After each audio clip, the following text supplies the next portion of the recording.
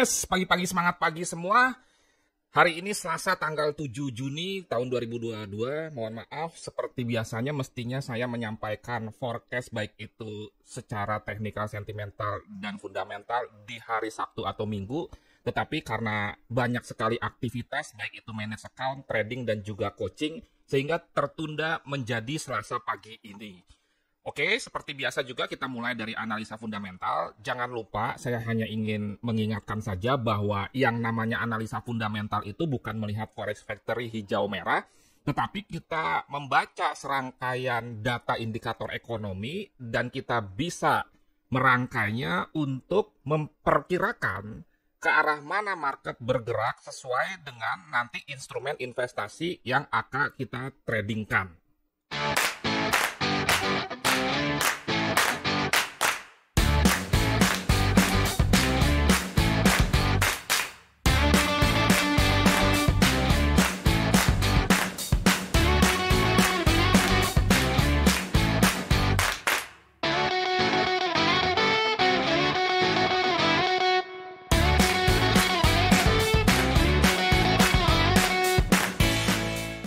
Sekarang kita masuk ke Forex Factory sebagai website yang menyediakan data-data ekonomi, tetapi jangan lupa bukan hanya Forex Factory saja karena masih ada trading economics, terutama bagi yang misalkan koneksi internetnya memblok Forex Factory. Saya sendiri tidak diblok sehingga saya masih bisa membuka Forex Factory. Untuk analisa fundamental yang lebih lengkap Anda bisa ke tradingeconomics.com.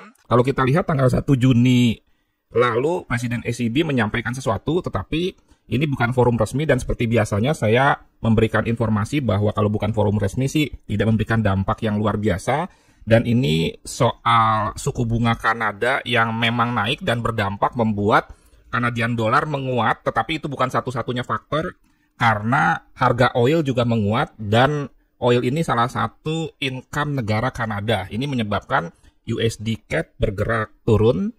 Dan ISM Manufacturing PMI Amerika sendiri itu nilainya positif ya. Kalau misalkan di bawah 50 itu kan kontraksi namanya, tidak baik tentunya. Dan kalau di atas 50 itu yang disebut dengan ekspansi. Dan ISM Manufacturing PMI itu adalah di mana para purchasing manager di indeks, di data, kira-kira pemesanan barang setengah jadi dan barang mentah untuk diproduksi menjadi barang jadi itu seperti apa. Tentunya secara logika kalau pemesanan dari para purchasing manager ini terhadap pabrikannya, karena ini manufacturing, semakin bertambah, itu akan membuat pabrik berputar untuk melakukan produksi dan dampaknya untuk ekonomi sebuah negara tentunya itu cukup besar. Karena kalau semakin berproduksi berarti semakin membutuhkan tenaga kerja, berarti juga rangkaian efeknya bisa menimbulkan NFP-nya naik, tingkat penganggurannya turun, dan lain sebagainya. Intinya Anda sudah paham bahwa ISM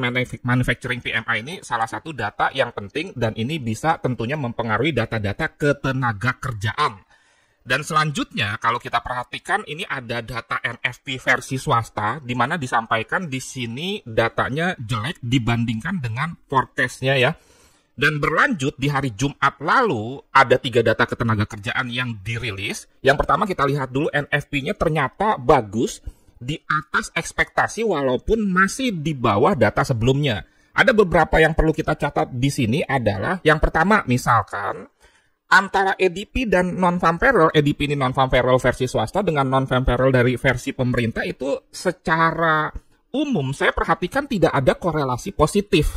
Artinya Anda hati-hati, jangan sampai Anda beranggapan kalau ADP-nya tuh bagus maka NFP-nya bagus. Belum tentu, karena ada parameter-parameter yang berbeda. Dan saya juga sudah mengecek 12 kali terakhir pengumuman ADP itu banyak tidak sinkronnya dengan NFP. Yang kedua, sebetulnya ini menunjukkan bahwa ekonomi Amerika itu tetap dalam rel yang positif. Memang tidak di atas data sebelumnya, tetapi di atas data ekspektasi. Dan ini sebetulnya bisa terlihat dari data ISM Manufacturing PMI sebelumnya. Tadi saya sudah sampaikan kalau pemesanan barang setengah jadi atau barang mentah untuk diproduksi menjadi barang jadi di pabrikan semakin banyak, berarti logikanya pembukaan lapangan kerja juga mestinya akan semakin banyak juga. Dan tentunya payroll atau gaji juga akan membuat itu positif. Dan berikutnya kalau kita perhatikan data yang penting juga, dan saya melihat malah lebih penting dari NFP, adalah soal tingkat pengangguran. Di sini tingkat pengangguran diumumkan lebih besar alias negatif terhadap forecast, tetapi tingkat pengangguran ini sama dengan tingkat pengangguran sebelumnya. Di sini sebetulnya terus terang saya agak bingung di mana para ahli memberikan forecast yang lebih positif dari data sebelumnya, yaitu 3,5%. Dan 3,5% ini adalah data tingkat pengangguran terendah Amerika. Dan ini terjadi sebelum COVID. Begitu terjadi COVID, sempat melonjak sampai lebih dari, kalau tidak salah, koreksi jika saya salah, itu sampai 6-7%. Yang saya bingung kembali lagi tadi, yang saya sampaikan adalah kenapa ini diprediksi membaik. Padahal kalau kita kaitkan dengan inflasi itu kan semakin tinggi. Mestinya kalau tetap saja sudah bagus. Jangan diprediksi atau dituntut atau diminta untuk lebih baik dari sebelumnya. Dan itu merupakan sebuah keadaan benar-benar terendah tingkat pengangguran Amerika. Kesimpulannya, kalau kita melihat unemployment rate ini, walaupun merah, sebetulnya ekonomi Amerika masih positif karena bisa mempertahankan tingkat pengangguran sama dengan periode sebelumnya walaupun tidak menjadi lebih baik. Kemudian kalau upah buruh per jam ini juga sebetulnya merah, tetapi bukan hal yang negatif karena masih sama dengan data sebelumnya. Sehingga dengan data yang istilah internal kita ini mix, di mana dua data jelek, satu data bagus, menimbulkan efek pergerakan dolar itu tidak terlalu fluktuatif. Kalau tiga datanya bagus sekalian, biasanya dolar akan menguat kencang. Kalau tiga datanya jelek sekalian, maka biasanya dolar akan melemah. Nah, ini market melihat ini ragu-ragu karena datanya mix. Sehingga kembali lagi ke fundamental negara Amerika secara umum, dan itu sebetulnya baik dibandingkan dengan negara-negara lain. Dan juga kembali lagi ke analisa teknikal. Saya melihat misalkan dampaknya kepada Euro USD, kita bahas mengenai Forex dulu. Kemudian GBP USD, secara long term misalkan kalau kita lihat D1, memang EU-GU itu naik. Tetapi saya melihat bahwa itu sifatnya koreksi untuk long term dengan minimal time frame kalau di analisa teknikal itu D1.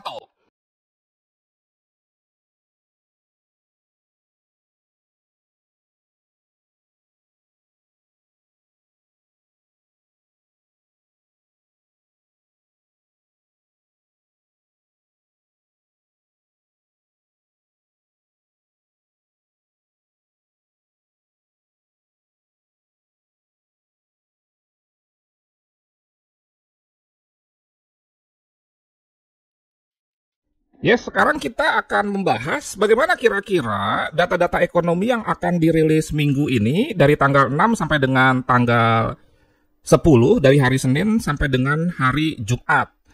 Kalau kemarin itu banyak bank-bank yang libur dari ini Pantai Costa ya kalau tidak salah ya.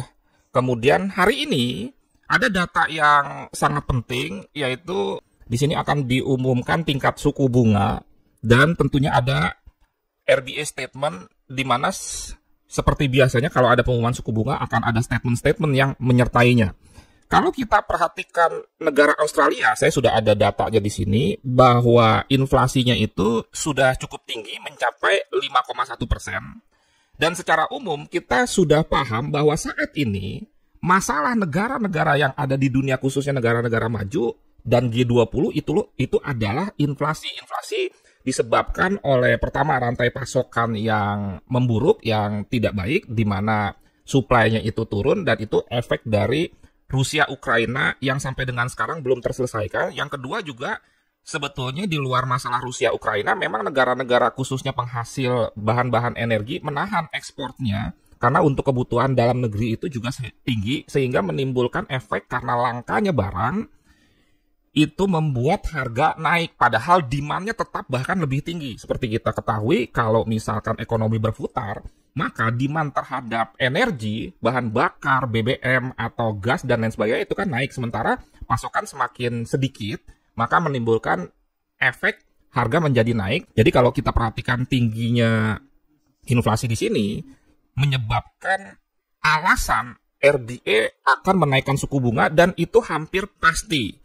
Nah, kemudian Anda harus hati-hati juga bahwa kenaikan suku bunga dari sebuah negara saat ini tidak atau belum tentu berdampak langsung menguatnya mata uang. Kenapa? Karena nanti market bisa menilai kalau kenaikan suku bunganya itu terlalu tinggi, maka itu merupakan sebuah hal yang mengkhawatirkan sehingga sampai menaikkan suku bunga setinggi itu. Kalau kita kembali lagi ke Forex Factory, itu diperkirakan naiknya 25 basis poin atau 0,25%, dan ini sebetulnya tidak terlalu spektakuler, sehingga kalau saya memprediksi jika ini diumumkan naik 0,6%, kemungkinan besar Australian dollar itu juga akan menguat. Dan ini jam 11.30, saya merekam ini jam 9.38 pagi, jadi ini akan ada beberapa jam kemudian.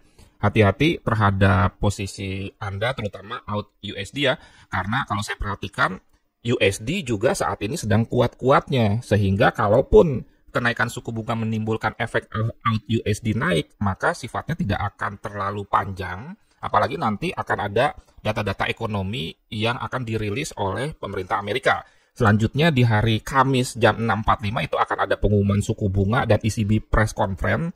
Sejauh ini dalam ECB press conference sebelumnya saya sudah mengamati belum ada statement kepastian akan kenaikan suku bunga, hanya wacana, dan itu pun Oktober. Nanti kita perhatikan ECB press conference ini apa yang dinyatakan oleh Lagarde, karena kalau soal suku bunga sih ini tidak terlalu penting dan hampir dapat dipastikan tetap. Apakah ada kemajuan dalam hal statement, misalkan akan melakukan kenaikan suku bunga di Oktober itu sebagai sebuah penegasan atau bahkan lebih agresif lagi. Ini bisa menimbulkan dampak euronya akan menguat. Dan ini yang paling penting, ini sudah saya ulas sebelumnya di analisa fundamental Amerika bulan Juni.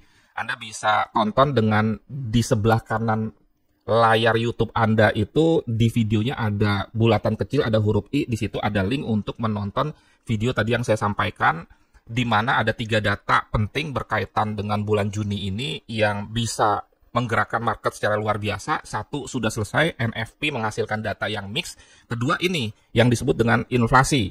Seperti kita ketahui bersama bahwa yang namanya inflasi inilah menjadi penyebab para bank sentral di negara-negara ini agresif menaikkan suku bunga. Untuk data per tahunnya kita coba lihat di Trading Economics, karena di Forex Factory-nya tidak ada ya. Kita lihat kira-kira apa prediksi market untuk data inflasi tahunan Amerika, inflation rate di sini. Kemudian kita lihat boleh G20, kita lihat Amerika Serikat ya. Nah ini sekitar 8,3%.